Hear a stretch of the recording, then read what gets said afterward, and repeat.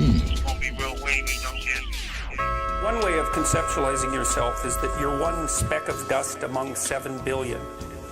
And when you conceptualize yourself that way, you might think, well, what difference does it make what I say or do? And that's actually quite convenient for you, because if it doesn't matter what you say or do, then you don't have any responsibility and you can do whatever you want. The price you pay for that is a bit of nihilism, but if you don't have to shoulder any responsibility, that's a small price to pay. The other way of looking at it, and this is actually the accurate way of looking at it, is that you're in a network. You're a node in a network, and so you can do a little bit of arithmetic very rapidly and just figure out how powerful you are. You know 1,000 people. They know 1,000 people. You know 1,000 people. They know 1,000 people.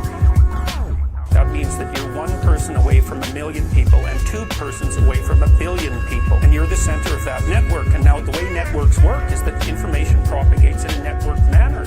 So don't underestimate the power of your speech. Don't underestimate the power of truth. There's nothing more powerful. Tell the truth. Tell the truth. Tell the truth. Tell the truth. Tell the truth. Tell the truth. Or at least don't lie. And that's a start. Tell the truth. Tell the truth. Tell the truth. Tell the truth. Tell the truth. Tell the truth. Or at least don't lie. And that's a start. Now, in order to speak what you might regard as the truth, you have to let go of the outcome. You have to think, all right, I'm going to say what I think. Stupid as I am, biased as I am, ignorant as I am, I'm going to state what I think as clearly as I can. And I'm going to live with the consequences no matter what they are. Now, the reason you think that, that's an element of faith. The idea is that nothing brings a better world into being than the stated truth. Now, you might have to pay a price for that, but that's fine. You're going to pay a price for every bloody thing you do and everything you don't do. You don't get to choose to not pay a price. You get to choose which poison you're going to take. That's it. So if you're going to stand up for something, stand up for your truth. It'll shape you, because people will respond and object and tell you why you're a fool and a biased moron and why you're ignorant. And then if you listen to them, you'll be just that much less like that the next time you say something. And if you do that for 5 years, you'll be so damn tough and articulate and able to communicate and withstand pressure that you won't even recognize yourself. And then you'll be a force to contend with. Tell the truth. Tell the truth. Tell the truth. Tell the truth. Tell the truth. Tell the truth. Or at least don't lie. And that's a start. Tell the truth. Tell the truth. Tell the truth. Tell the truth. Tell the truth. Tell the truth. Or at least don't lie. And that's a start. It's almost impossible to provide people with enough protection so that they feel safe to speak. Okay, so we'll address that directly. It is not safe to speak, and it never will be. But the thing you got to keep in mind is that it's even less safe not to speak, right? It's a balance of risks. It's like you want to pay the price for being who you are and stating your mode of being in the world, or do you want to pay the price for being a bloody serf, one that's enslaved him or herself? Well, that's a major price, man. That thing unfolds over decades, and you'll just be a miserable worm at the end of about 20 years of that, right? No self-respect, no power, no ability to voice your opinions, nothing left but resentment because everyone's against you, because of course you've never stood up for yourself. It's like, say what you think carefully. Pay attention to your words. Say what you think carefully. Pay attention to your words.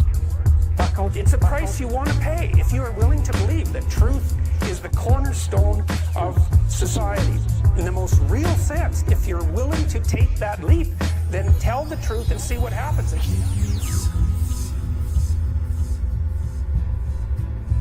Give me some.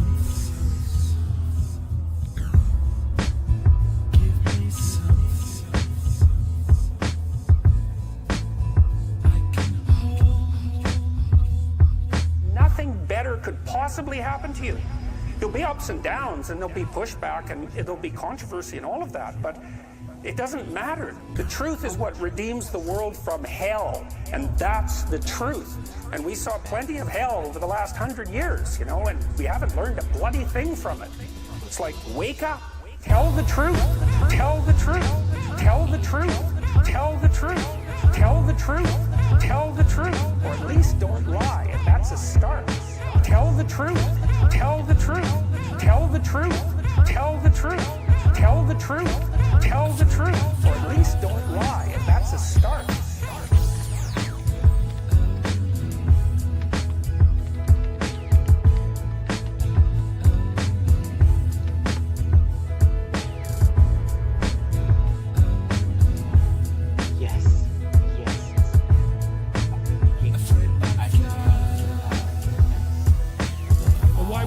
Job on the line to have an opinion. I know why. Because the ability to speak your truth is the bulwark against hell. And losing your job? That's nothing. That's nothing compared to where things can go when they go badly. For me, it was just preventative. It's like, this isn't going in a good direction. Well, should you take a risk? It's like, you don't have that choice. You're silent? That's a risk. Now, most people don't understand the risks of silence. I happen to understand the risks of silence because I've been studying them for 40 years.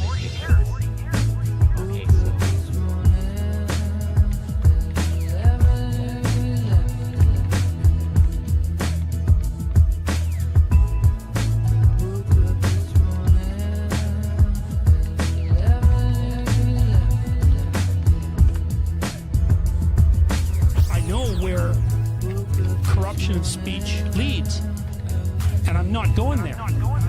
And you know, one of the things I tried to learn when I was taking apart what happened in Auschwitz and trying to put myself in the position of an Auschwitz camp guard, which, by the way, you can do if you use your imagination a bit. I wouldn't call it exactly the world's most pleasant meditative experience.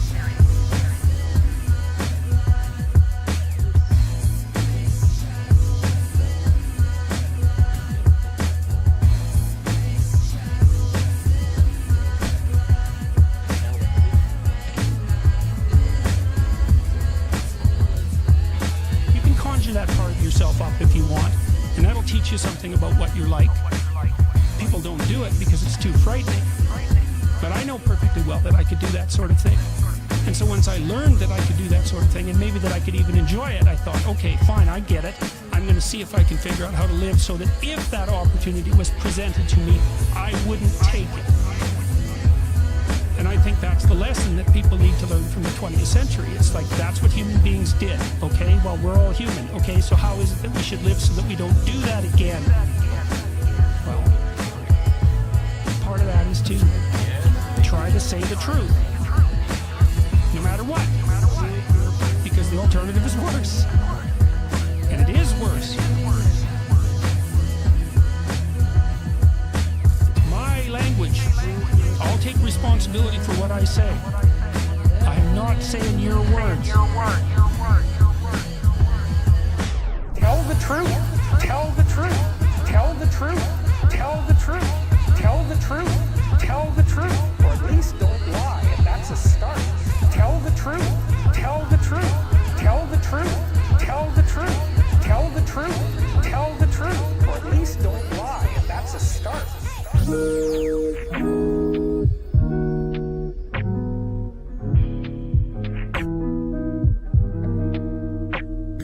So, you know, I said what I had to say. I'm sure that I could have done it better, and many people have told me how I could have done it better, although it didn't mean they would actually do it. But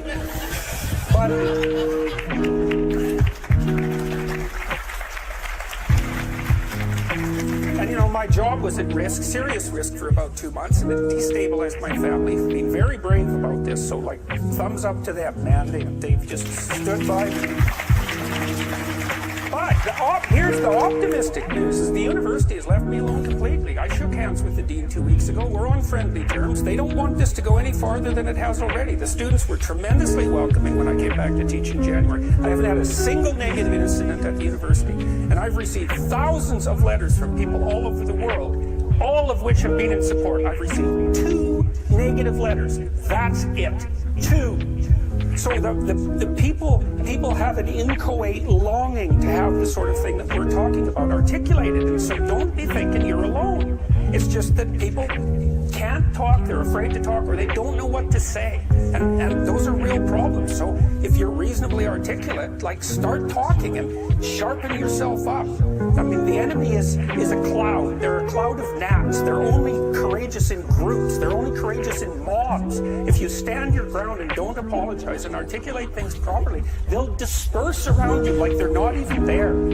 So most of it's illusion. So don't be afraid, but be afraid of the right thing. And the right thing you should be afraid of is not saying what you say, because that's the same as not being.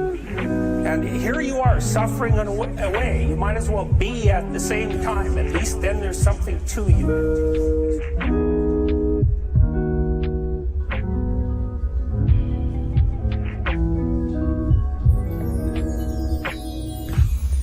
Get serious about this. It's like, sort yourself out.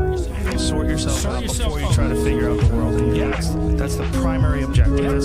That's your most important thing that you can do. Sort yourself out. Sort yourself out and marshal your arguments and put yourself in order so that when someone pushes you a little farther than you should go, you can say no.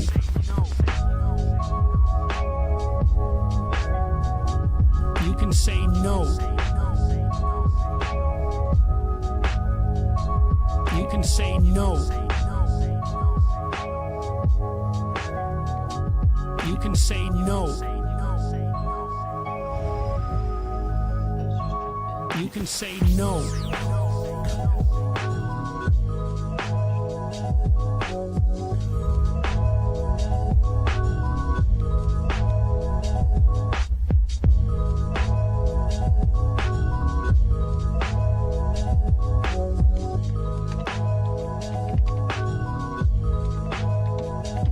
You can say no. You can say no. You can say no. You can say no.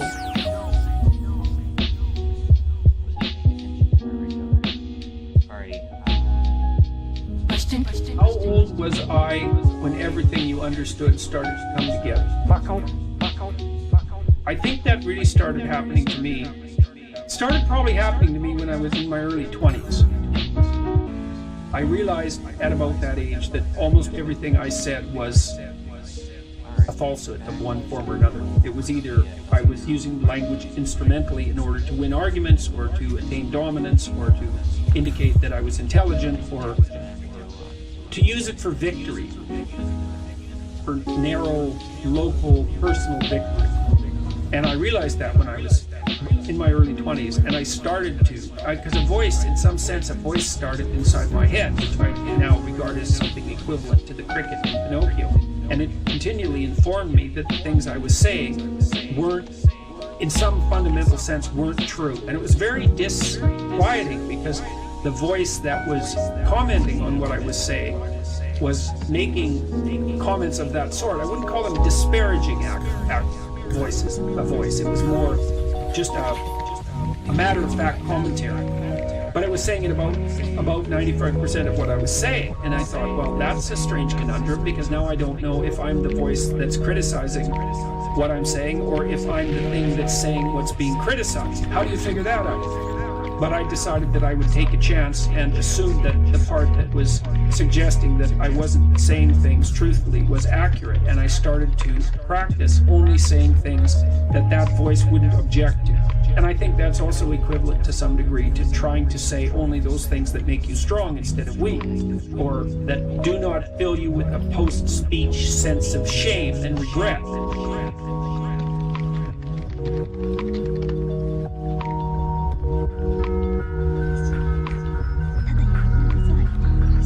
I mean, I had lots of things to straighten out in my life. Many, many things. And I still have many things to straighten out in my life.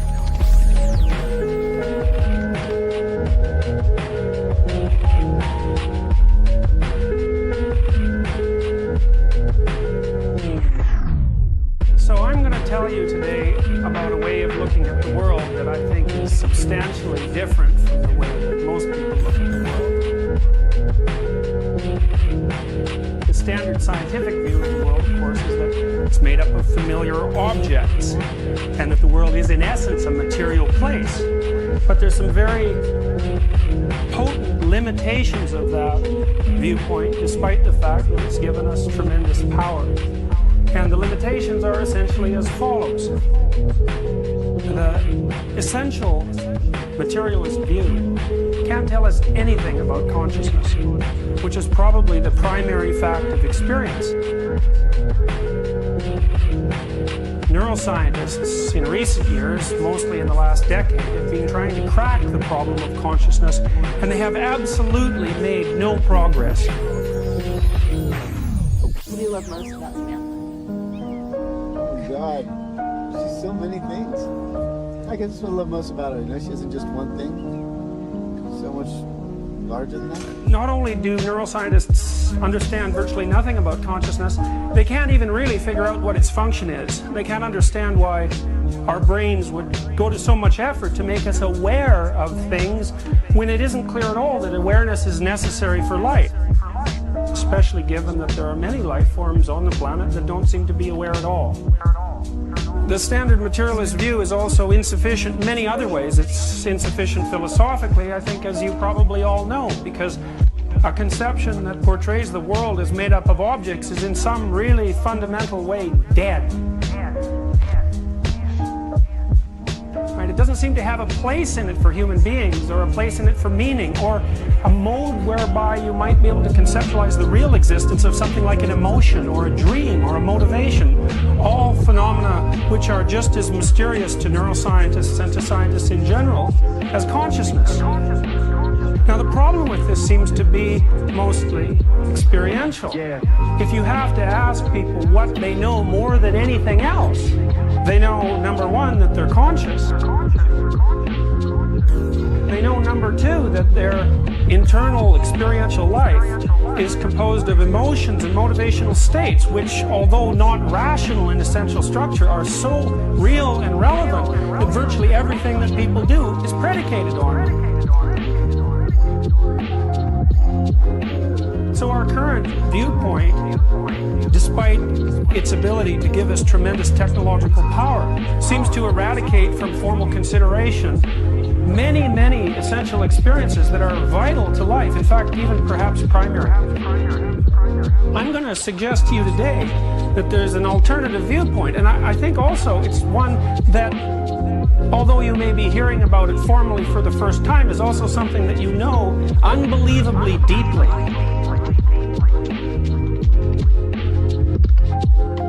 Thousands of years ago, Plato proposed that all knowledge was remembering. Of course, we don't believe that today because we believe we gather knowledge as a consequence of contact with the world. But you'll see today that the knowledge that I'm going to share with you will strike a deep chord of remembering, and it's because everything that you've done throughout your life is in one way or another predicated on what I'm going to tell you today. I'm going to demonstrate this in a peculiar way, I think, because I'm going to start by telling you a story.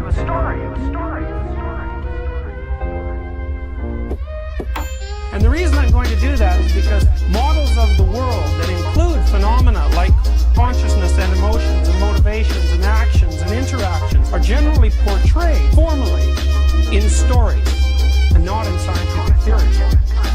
And it does turn out to be that stories themselves have an identifiable structure, even a grammar that makes them comprehensible. Furthermore, it turns out that even the simplest stories, especially if they're elegantly constructed, have an unbelievably profound underlying meaning. And you can frequently see this most particularly in children's stories. So remember, I showed my son when he was 4 years old the Disney movie Pinocchio, which on the surface of it is a very strange tale, right? It's a wooden puppet who wants to become real, so he has to rescue his father from the belly of a whale. Who wants to become real? Who wants to become real? Who wants to become real? Who wants to become real? Pinocchio is a deep, deep story. Pinocchio is a deep, deep story. Pinocchio is a deep, deep story. go back 3,000 or 4,000 years to the early stories that we know. And it's so rich with information that a child can watch it over and over and over and over. I think my son watched Pinocchio 30 times. Why?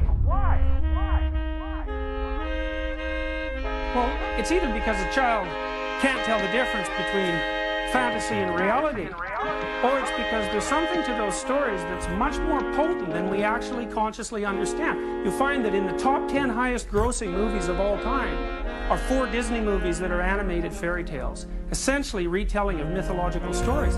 They strike a deep chord. Why? Well, Shakespeare, who's of course a great literary figure, said it perhaps better than anyone else has, which is not surprising because he said many things better than anyone else has. He said all the world's a stage and all the men and women merely players. They have their exits and their entrances, and one man in his time plays many parts. And so following from that, you can imagine that a story is no more about the props in the world than a play that you go see is about the props on the stage. A drama is about the manner in which people actually exist, the emotions that they feel, the motivational states they encounter, the problems they have to solve when they interact with each other. And the play's the thing from that particular perspective in which we can capture those aspects of our experience that are not only real but essentially human. I'm going to tell you a little story to begin this off with. It's a kid's story written for children of about 4 years of age, but it's very, very elegant.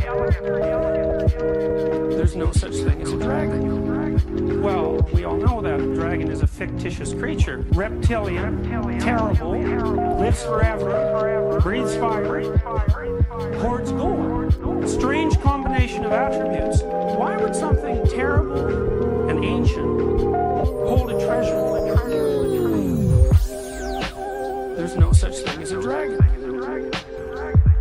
Billy Bixby was rather surprised when he woke up one morning and found a dragon in his room. It was a small dragon about the size of a kitten. The dragon wagged its tail happily when Billy patted its head.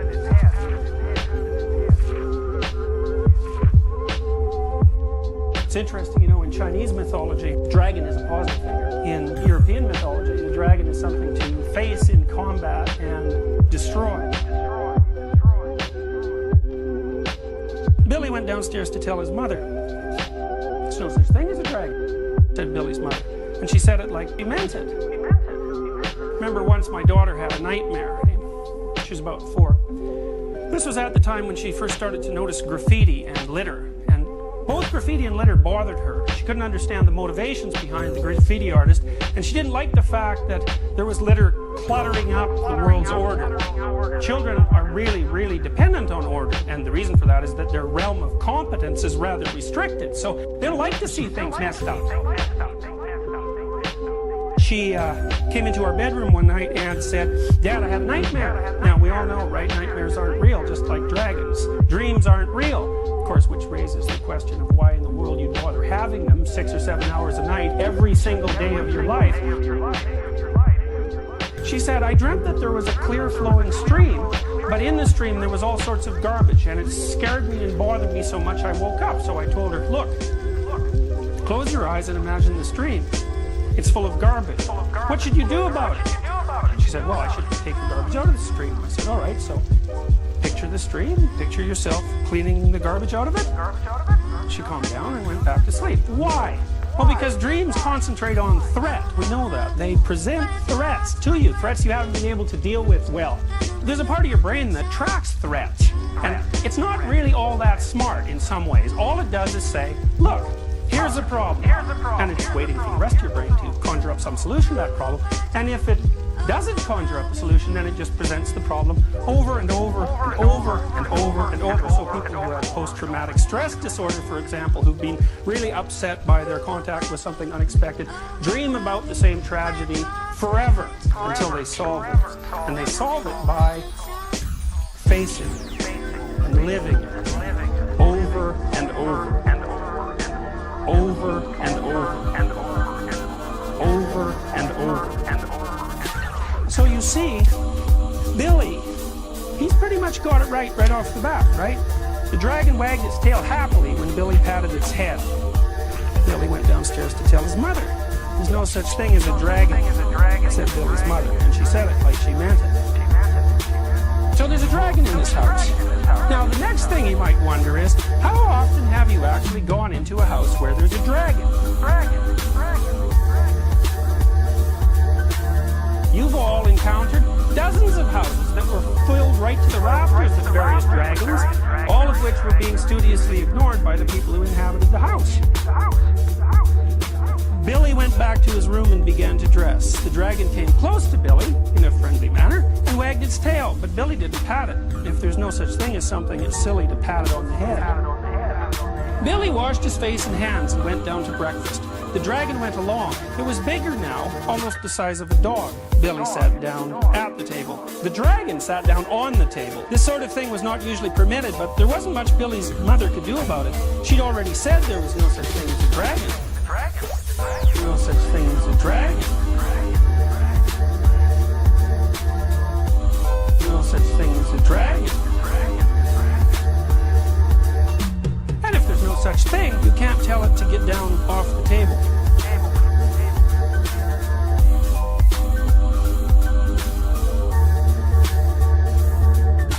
Mother made some pancakes for Billy, but the dragon ate them all. Mother made some more, but the dragon ate those too. Mother kept making pancakes until she ran out of batter. Billy only got one of them, but he said that's all he really wanted anyway. One time, an acquaintance of ours brought their son over to be babysat at our house. His nanny had just been in a car accident, so he was being shunted from house to house while his parents went off to work. He didn't have a very good reputation, this kid. He was about 4. He came over to our house with his mother in the morning, and she dropped him off, and she said, well, he probably won't eat all day, but that's all right. And I thought, no, he's 4. If he doesn't eat all day, that's not all right. It isn't all right that he doesn't eat. So then you think, well, maybe there's some sort of dragon associated with this child. So I came back at noon. My wife had taken care of the children that day, and I walked in the house, and he was standing. The other kids were playing in the living room, and he was standing in the porch, sort of in the corner, kind of just wandering around back and forth. And I looked at him and I thought, that's not so good. So I kind of poked him a bit, and I was poking him, trying to get him to play. And he had this really mask of a face on, unhappy. And I'd poke him and he'd kind of jerk away and all that. And I couldn't get him to smile. I couldn't get him to play. And I thought, that's not good. That's not good, because he's 4. He should have, acted unhappy for 2 or 3 pokes and then kind of laughed, and then we would kind of get into it, So then we had lunch. All the kids were at the table and they were eating, and he wasn't eating, and so she was trying to feed him. And so we're watching him very carefully, and she'd bring up the spoon to his mouth, and he'd move his head back and forth, to refuse it. About a 9-month-old would do that. That's their first trick. Something happened when he was 9 months old, and he never really got beyond that. My wife was fairly persistent with the spoon, and he'd get annoyed and, squawk a bit, and she'd put some food in, and then he'd swallow it. And then as soon as he took a little bit of food, she'd pat him and tell him that he was being a good kid. And she meant it, eh? It was not a game. She was really intent on getting this kid to have lunch. What was cool, as she kept patting him on the head and telling him he was a good kid, he was opening his mouth more often, even though he was still moving his head back and forth. It took about 10 minutes or so, and she'd fed him the whole bowl of chicken stew. And she showed him, and he said, look, you're a good boy, you ate all of it. That horrible mask that he was wearing, that mask of unhappiness, it just fell off him. And he had this great smile. It made the hair on the back of my neck stand up, because you could see that was the first damn thing that he had been allowed to succeed at.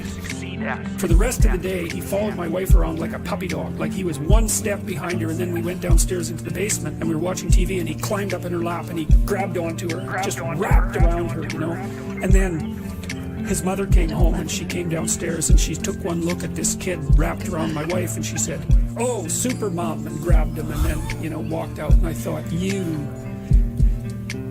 that was a horrible thing to see.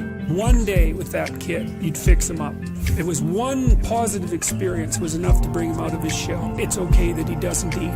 It's okay that he stands in the corner and doesn't play with the other kids. It's okay that he's miserable and unhappy. It's like, hey, guess what? That's not okay. It's not even a little bit okay.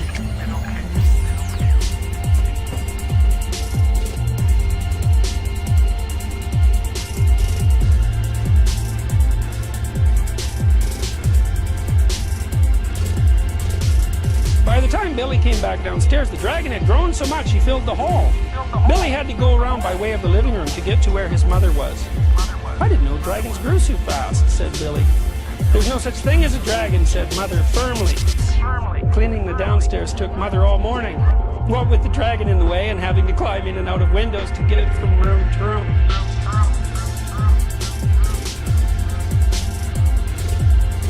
By noon, the dragon filled the house. Its head hung out the front door, its tail hung out the back door, and there wasn't a room in the house that didn't have some part of the dragon in it. When the dragon awoke from his nap, he was hungry. The bakery truck went by. The smell of fresh bread was more than the dragon could resist. He ran down the street after the bakery truck. The house went along, of course, like the shell on a snail. When Mr. Bixby came home for lunch, the first thing he noticed was that his house was gone.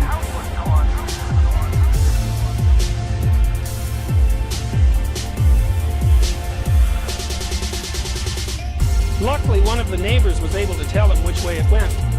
Mr. Bixby got in his car and went looking for the house. He studied all the houses as he drove along. Finally, he saw one that looked familiar. Billy and Mrs. Bixby were waving from an upstairs window. Mr. Bixby climbed over the dragon's head onto the porch roof and through the upstairs window. How did this happen? Mr. Bixby asked. It was the dragon, said Billy. There's no such thing, Mother started to say. There is a dragon, Billy insisted, a very big dragon. And Billy patted the dragon on the head. The dragon wagged its tail happily. Then, even faster than it had grown, the dragon started getting smaller. Soon it was kitten size again. I don't mind dragons this size, said Mother. Why did it have to grow so big? I'm not sure, said Billy, but I think it just wanted to be noticed.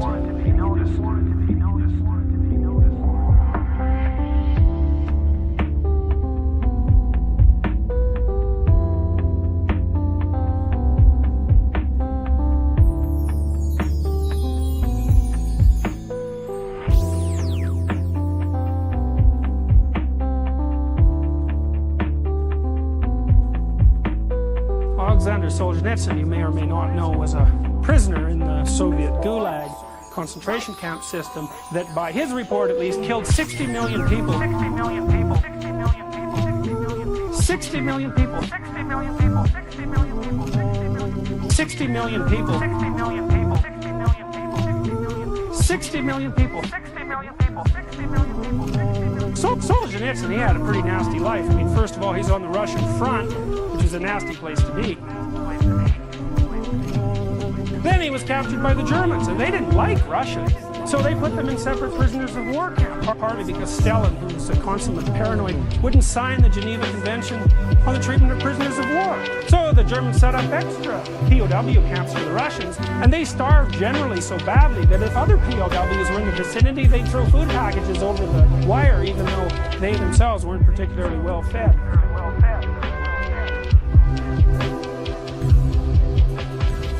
So the war ends, the Russians win, and Solzhenitsyn goes back to Russia, right? And what happens? He's thinking, wow, this is over. We helped defend the fatherland. We're going to get, if not a hero's welcome, at least some welcome. But Stalin figured, no, these Russians who came to the West, they were contaminated by their exposure to the Western economic system. And as a consequence of that, they posed a threat to the integrity of the Soviet state, so he just threw them all in concentration camps. So fine. So Solzhenitsyn's sitting there in this concentration camp on a coal pile which contained this kind of clay that his compatriots would eat because they were so damn hungry that it was better to have the clay in their stomach than nothing at all. And he thought, all right, what the hell did I do to get here? Which is really a remarkable thing to think, right? Because, like, there was the Second World War, and that probably couldn't be pinned directly on him. And then there's Stalin, who was, really one of the world's worst monsters. And then there's the concentration camp and the POW camp. A lot of things happened to Solzhenitsyn, but he said he had nothing but time to think in this concentration camp, and he wasn't really that happy with the way things turned out. So he made a vow in the camp, and the vow was this. He said he's going to go back over his whole life, right from day one, and try to remember every time he ever did something he thought was wrong. He thought, right? Not someone else, but that gave his conscience a pang. And he said, well, since I don't have anything better to do, I'm going to spend like the next 10 years seeing if I can undo all those little knots in my soul that I tied. And the consequence of that was that he wrote a book called The Gulag Archipelago, right? A 3-volume book, 1,900 pages long. He memorized it because there wasn't any paper and pencil available for him in prison. And then it circulated in the underground in the Soviet Union for years before it got published in the West, published in 1975. Definitely one of the literary events that brought down the Soviet Union. Definitely. I think that's kind of interesting, isn't it? I think this one guy, right? Got numbers tattooed on his arm. He's as skinny as a rail. He's 3/4 dead. He's been beat to death in 15 different ways. He decides, under completely unreasonable circumstances, that he's going to take personal responsibility for the position that he happens to find himself in. The consequence of that, 25 years later, is that Solzhenitsyn's still around, but the Soviet Union isn't.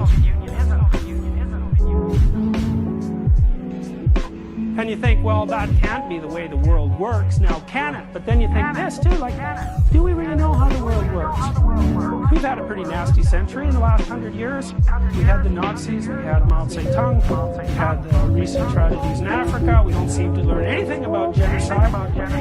Someone like Solzhenitsyn says, well, you know, might be your fault. Might be your fault. Might be your fault. Why? Might be your fault. What are you ignoring? Might be your fault. Good question. Might be your fault. Can you make peace with your own family? Might be your fault. It's not so easy, right? Might be your fault. It's probably no easier than making peace between the Israelis and the Palestinians.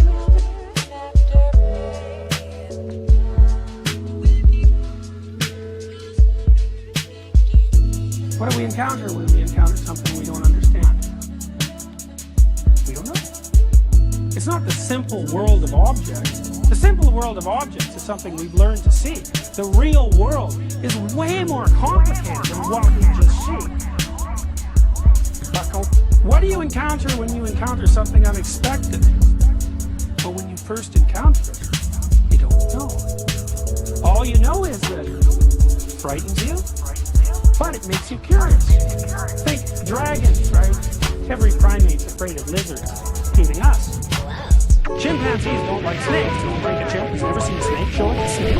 It will hit the roof of its cage, then it'll look at the snake. Why would a dragon hoard gold? Because a dragon represents everything that you're afraid of. What's embedded in everything that you're afraid of? Absolutely everything that you need to find. Run from what you're afraid of. Run from exactly what you need to find.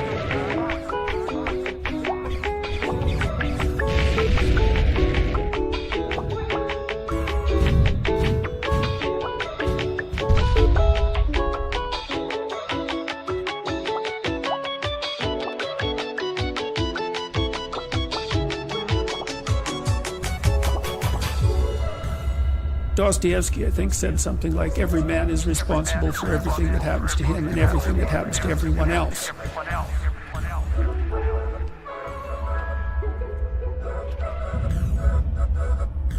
It's a crazy statement, right? It's a crazy statement, and he was a pretty extreme person in many, many ways. But there's a level at which that's metaphysically true, you know, because what happens is that it's failure to act often that's the most catastrophic, you know. I mean, it's to not do the right thing when the situation presents itself. And it's very specific. You know, you're constantly in situations where you could do the right thing if you were willing to take a risk that's actually of relatively moderate size. And you know that you could take the risk, and you know that you should take the risk, and you don't. And that happens to people all the time. And then what happens is the thing that they didn't oppose grows a little bit, and they shrink a little bit. And that starts a loop. And so, when you say, well, how do you take responsibility for the world?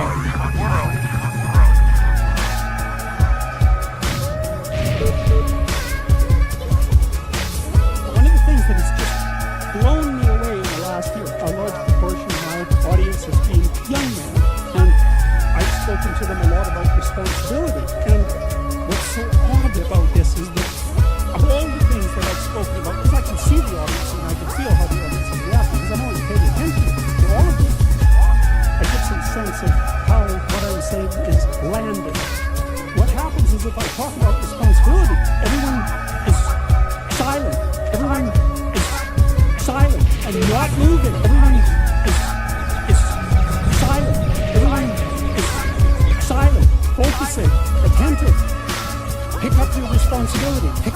heaviest thing you can and carry it. And the room goes quiet and everybody's eyes open. And I think, that always makes me break up.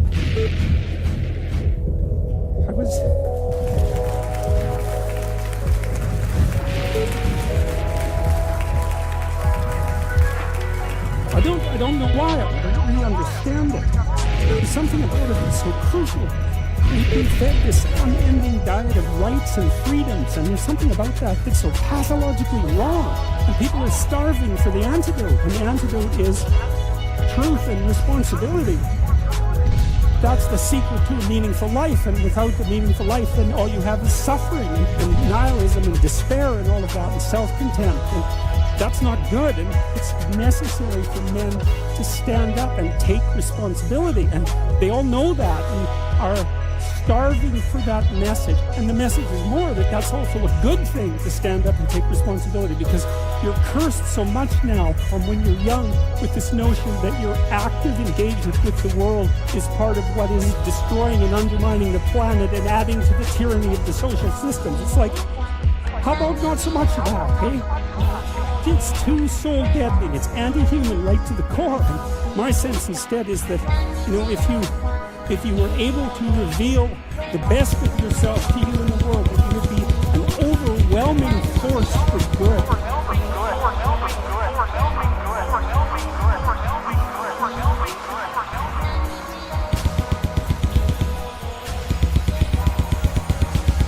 One of the oldest dramatic representations we know of, St. George and the Dragon. Dragon lives in the ground, chased there by heroes of previous generations, now and then re-emerging, kills people, threatens the integrity of the community, like everything unexpected does. Hero comes out, slays the dragon, frees the treasure. Dragons hoard gold because the thing you most need is always to be found where you least want to look. I'm going to close this with another dream. This is a dream my 5-year-old nephew had. Now, you got to get the context of this dream, right? Year after this dream, parents were divorced. So there were dragons in the house.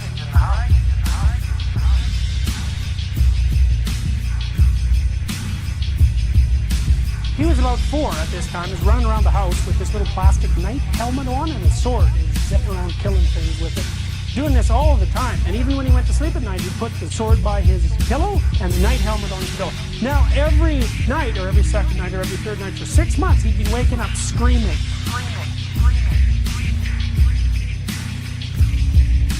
Now why? Well, he was about to go to kindergarten, right? So that's a real threshold for a kid. Away from maternal dependence fundamentally into the real world. That's a new thing. But also there was upset in his house.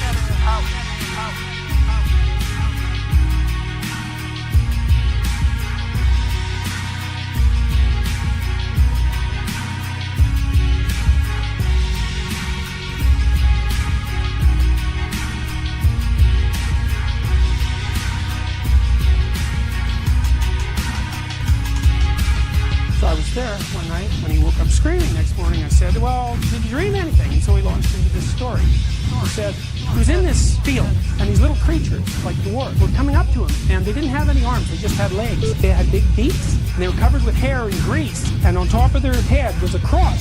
And there was lots and lots of these dwarfs, and they were jumping on him with their beaks, biting them. We all looked at him and thought, well, it's no wonder you're waking up screaming, right? I mean, that doesn't sound so good. And then he said, well, wait, there's more. Back in the distance, there's a dragon.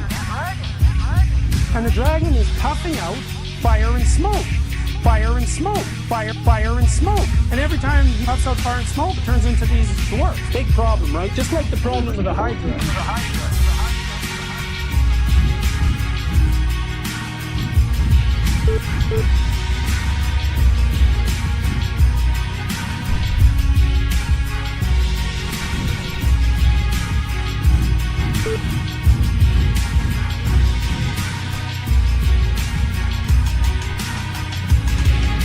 So what are you going to do about these dwarfs? Kill one, big deal. 10 more are coming. What can you do about that? In a legal trial, that would have been an inadmissible question. That's called leading the witness. Because what I told him was, despite the horror of this situation, you maybe could do something about it. And he said, I take my sword, I get my dad. That's a good idea, right? There's the real dad, and then there's the tradition dad. You might as well have your father by your side if you're going to go into battle. I take my sword, I get my dad, I go to where the dragon was. I jump up on his head, I poke both of his eyes out with the sword, I go down his throat to the place where the fire comes out, I cut a piece of that box out and I use it as a shield. Wow, that's unbelievable. Unbelievable that he could do that. Perfect, right? There's no sense going after the dwarves. There's thousands of them. You might as well go after the dragon. Go after the dragon. You might as well go after the dragon. Go after the dragon.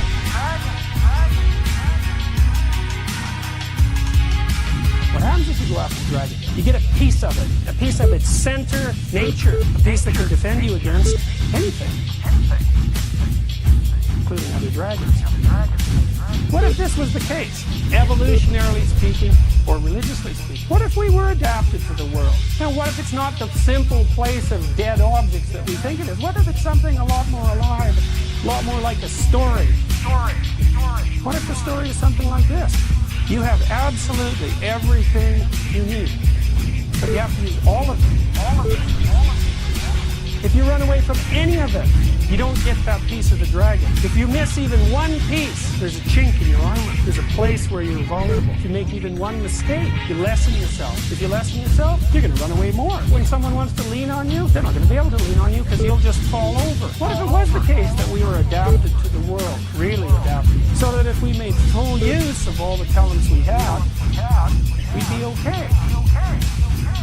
What if it was the case that if we set out consciously to never run away from something we know we shouldn't run away from, that everything would be all right? Well, you can think whatever you want to think, but this is what I think. I think it's bloody amazing that that little kid's book that I read you at the beginning of this lecture had all that information in it. And so you might ask yourself when you leave, if that information isn't true, how the hell did it get?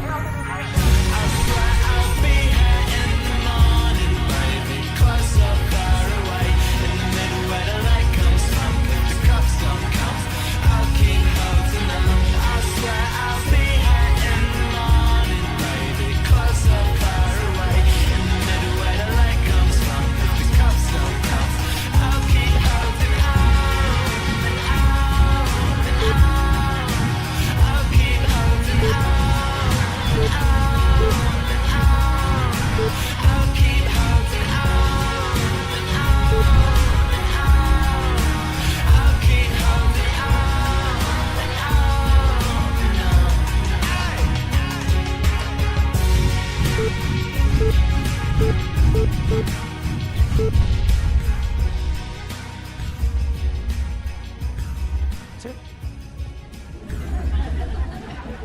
Thanks.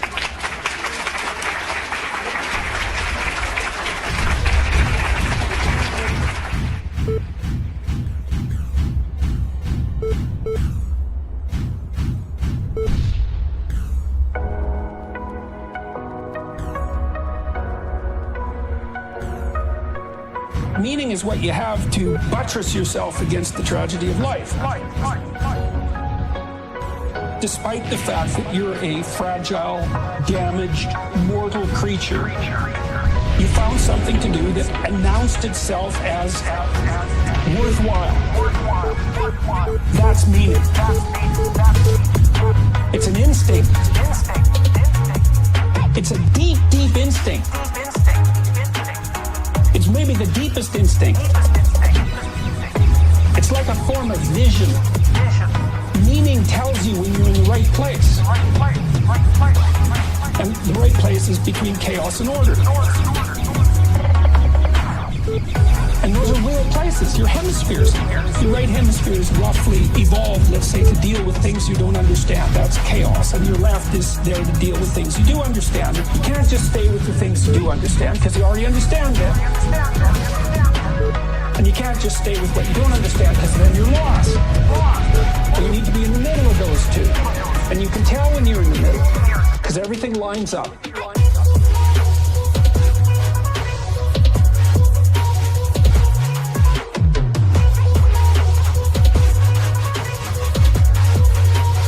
Because everything lines up.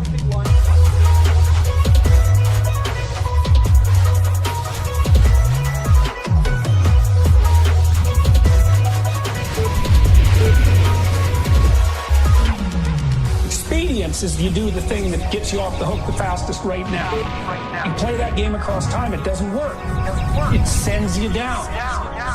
Because you're sacrificing the future for the present. Meaning doesn't do that. Meaning says, I'm here where I should be. And you can't tell why, it's just that everything is right. You get this physiological sense. Right place, right time. Follow this meaningful path. That's your buttress against the tragedy that produces resentment and malevolence. Meaning is the antidote to that. That's the fundamental religious truth. Life is suffering. That's true. There's malevolence. That's true. Meaning is the antidote to that. Yes. People say, well, meaning isn't real. It's like, no, that's wrong. It's actually the most real thing. It might even be more real than suffering and evil. It's possible. This isn't a metaphysical assumption that I'm making. And you do feel it. You feel it in your body. It's not just a mental thing. It's not an idea.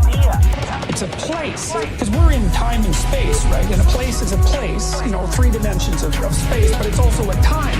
And when the place and the time are set up properly, you're in the right place. And your brain is telling you that. Your being is telling you that. The purpose of profound religious contemplation, profound philosophical contemplation, is to learn how to be in the right place at the right time, all the time. All the time.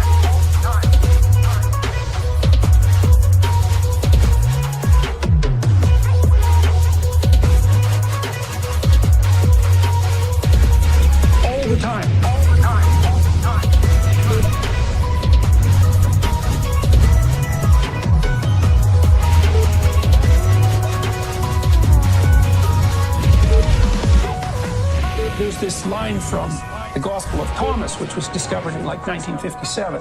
And it says, the kingdom of God is spread out before the eyes of men, but men do not see it. And that's kind of what it's referring to. There are times when you're in the right place at the right time, and then you're where you should be. And you're not really trained to notice that, because it isn't something we ever talk about. It's like, you're in the right place at the right time. Okay, why? What did I do right? What did I do? I need to do more of that. So maybe it's only half an hour a week when you first start noticing. And then maybe with 3 months of practice, you can get it up to like an hour a day. And then maybe you can get it up to 4 hours a day. And God only knows where you could get it if you keep practicing, You can be there. We don't know what the upper limit of that is. A metaphysical assumption that I'm making. And you do feel it. You feel it in your body. It's not just a mental thing. It's not an idea. It's a place. Because we're in time and space, right? And a place is a place, 3 dimensions of space, but it's also a time. And when the place and the time are set up properly, you're in the right place. And your brain is telling you that. Your being is telling you that. The purpose of profound religious contemplation, profound philosophical contemplation, is to learn how to be in the right place at the right time, all the time. All the time.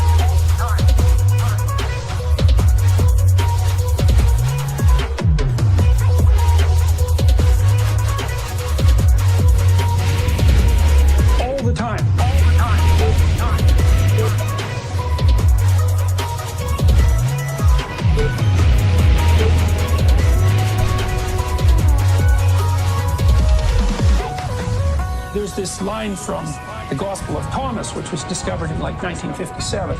And it says, the kingdom of God is spread out before the eyes of men, but men do not see it. And that's kind of what it's referring to. There are times when you're in the right place at the right time, and then you're where you should be. And you're not really trained to notice that, because it isn't something we ever talk about. It's like, you're in the right place at the right time. Okay, why? What did I do right? What did I do? I need to do more of that. So maybe it's only half an hour a week when you first start noticing. And then maybe with 3 months of practice, you can get it up to like an hour a day. And then maybe you can get it up to 4 hours a day. And God only knows where you could get it if you keep practicing, you know. You can be there. We don't know what the upper limit of that is. One way of conceptualizing yourself is that you're one speck of dust among 7 billion. And when you conceptualize yourself that way, you might think, well, what difference does it make what I say or do? And that's actually quite convenient for you, because if it doesn't matter what you say or do, then you don't have any responsibility and you can do whatever you want. The price you pay for that is a bit of nihilism, but if you don't have to shoulder any responsibility, that's a small price to pay. The other way of looking at it, and this is actually the accurate way of looking at it, is that you're in a network. You're a node in a network, and so you can do a little bit of arithmetic very rapidly and just figure out how powerful you are. You know 1,000 people. They know 1,000 people. That means that you're one person away from 1 million people and 2 persons away from 1 billion people. And you're the center of that network. And now the way networks work is that information propagates in a network manner. So don't underestimate the power of your speech. Don't underestimate the power of truth. There's nothing more powerful. Tell the truth. Tell the truth. Tell the truth. Tell the truth. Tell the truth. Tell the truth. Or at least don't lie. That's a start. Tell the truth. Tell the truth. Tell the truth. Tell the truth. Tell the truth. Tell the truth. Or at least don't lie. That's a start. Now, in order to speak what you might regard as the truth, you have to let go of the outcome. You have to think, all right, I'm going to say what I think. Stupid as I am, biased as I am, ignorant as I am, I'm going to state what I think as clearly as I can. And I'm going to live with the consequences no matter what they are. Now, the reason you think that, that's an element of faith. The idea is that nothing brings a better world into being than the stated truth. Now, you might have to pay a price for that, but that's fine. You're going to pay a price for every bloody thing you do and everything you don't do. You don't get to choose to not pay a price. You get to choose which poison you're going to take. That's it. Tell the truth. Tell the truth. Tell the truth. Tell the truth. Tell the truth. Tell the truth. Or at least don't lie. That's a start. Tell the truth. Tell the truth. Tell the truth. Tell the truth. Tell the truth. The first chapter I have in my book is called Stand Up Straight with Your Shoulders Back. And it's an injunction to be combative, not least to further your career, let's say, but also to adopt a stance of ready engagement with the world and to reflect that in your posture. I kind of have an affinity for lobsters. When a lobster loses a fight, he kind of crunches down, so he looks smaller. When he wins a fight, he stretches out, looks bigger. And so he's signaling to other lobsters the tally of his victory. So you think, well, so what? The lobster runs on serotonin, neurochemical. And if the lobster loses, the serotonin levels go down. And if he wins, the serotonin levels go up. And when the serotonin levels go up, he stretches out. And he's a confident lobster. And one of the consequences of that is if a lobster loses a battle and you give him the equivalent of antidepressant, then he stretches out and he'll go fight again. Stand up straight, stand up straight, stand up straight with your shoulders back. Stand up straight, stand up straight, stand up straight with your shoulders back. Stand up straight, stand up straight, stand up straight, stand up straight, stand up straight, stand up straight, stand up straight with your shoulders back.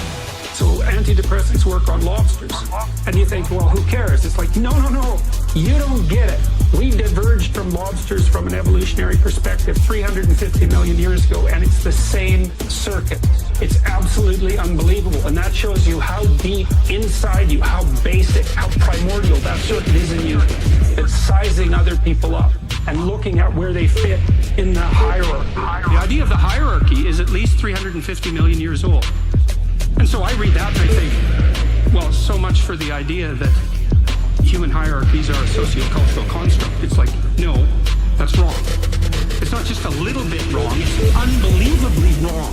It's mind-bogglingly wrong. Lobsters have hierarchies. That's 1/3 of a billion years ago. Okay, that's not a social construction. It's part of being itself. And if you only see a hierarchy as power and tyranny, then you're looking at the world wrong. Stand up straight, stand up straight, stand up straight with your shoulders back. Stand up straight, stand up straight, stand up straight with your shoulders back. Stand up straight, stand up straight, stand up straight, stand up straight, stand up straight, stand up straight, stand up straight with your shoulders back. So this basically says, I'm open to the world. But what it also says is I can handle being open to the world. So it signifies competence and confidence. The deepest Christian idea is that you should accept the vulnerability of being. That's the acceptance of the crucifixion. You're out to X where all the suffering takes place. You gonna whine about that? No, and get resentful and bitter about it? Or are you gonna say, bring it on? You can handle it, no matter what it is. And the idea is that if you can do that, you will transcend the tragedy. And it's like, well, could that be true? Well, if you admire the courageous, so, well, how courageous can you get? That's the question. How courageous can you get? Well, you practice. Stand up straight, stand up straight, stand up straight with your shoulders back. Stand up straight, stand up straight, stand up straight with your shoulders back. Stand up straight, stand up straight, stand up straight, stand up straight, stand up straight, stand up straight, stand up straight with your shoulders back. You want to present yourself to the world in a manner that doesn't disgrace you in some sense. You don't want to disgrace yourself because the consequence of disgrace is emotional dysregulation. More pain, less positive emotion. And so the best way to present yourself is to stand up forthrightly and to stretch out, and to occupy some space. If you straighten up and you present yourself in that manner, then other people are more likely to take you seriously. And that means they'll start treating you as if you're a number 1 lobster instead of a number 10 lobster, because one of the general rules of thumb about how to be successful is to confront things that frighten you forthrightly and with courage. And that's kind of a universal strategy for success. And so that's what the first chapter is about. One of the things that's happened in our society is that we seem to have concluded that strong men are dangerous. And that's partly because we think Western culture is a tyrannical patriarchy, and the only reason you get to the top is because you misuse power. So all the men who are at the top of the hierarchy are all misusing their power, and they're all tyrannical. And all the guys who have the aim and ambition to achieve that are just tyrants in training. That's sort of the basic attitude that we have towards our own culture and towards young men now. Everything about that is pathological and inexcusable and shameful. I used to watch kids skateboard. I liked watching those kids. I liked watching skateboarders do those crazy things. Because they're trying to become competent. They're facing danger. They don't want the damn protective gear. It's like, no. I don't want to wear a helmet. I want to expose myself to this danger. It's not that I'm stupid. And the kids are often shooed away. It's like, wait a sec. They're practicing being courageous. They're practicing mastering something in the face of danger. Don't bother children when they're skateboarding. Don't bother children when they're skateboarding. Don't bother children. Don't bother children. Don't bother children when they're skateboarding. Don't bother children when they're skateboarding. Don't bother children when they're skateboarding. Don't bother children. Don't bother children. Don't bother children when they're skateboarding. A lot of the rebellious behavior of young men in particular, which is very frowned upon in the schools. It's like, that's toxic masculinity. That horrid phrase. It's like, leave those damn kids alone. About 10 years ago in Toronto, they changed the insurance rules governing the playgrounds. Parents had raised money for these damn playgrounds. There was nothing wrong with them. They tore them all out. 2 weeks before school started, there was nothing but dirt and gravel.